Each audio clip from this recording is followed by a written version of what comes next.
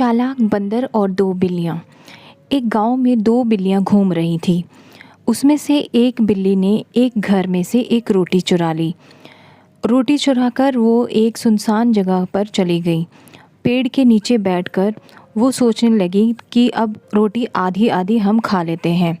लेकिन रोटी के टुकड़े कुछ हिस्सा बड़ा और कुछ छोटा हो गया।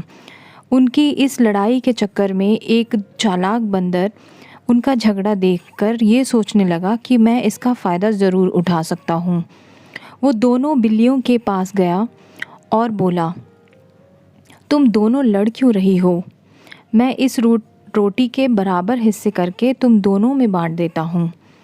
जैसे ही वो बंदर नीचे आकर उस रोटी के दो टुकड़े करता है, बंदर के इरादे से अनजान बिल्लियाँ उसका प्रस्ताव तो मान जाती हैं, लेकिन बंदर ने रोटी के दो टुकड़े किए पर एक टुकड़ा दूसरे से बड़ा था। उसने कहा, ये तो बराबर नहीं है, मैं बड़े टुकड़े में से थोड़ा सा खा लेता हूँ।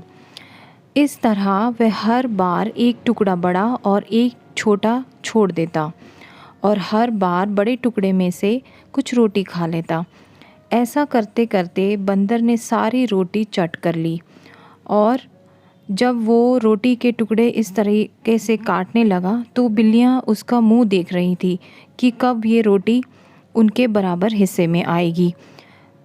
गंभीरता से सोचते हुए दोनों बिल्लियों ने कहा, अरे बंदर भाई, अब तुम रहने ही दो, अब जितनी रोटी बची है वो हम खा लेंगे। लेकिन बंदर इस पे कहता है, अरे मेरी मेहनत का फल तो बेकार ही जाएगा, अब जो बची रोटी है वो मेरे हिस्से में ही आनी चाहिए। बेचारी बिल्लियाँ उसका मुंह देखती रह जाती हैं।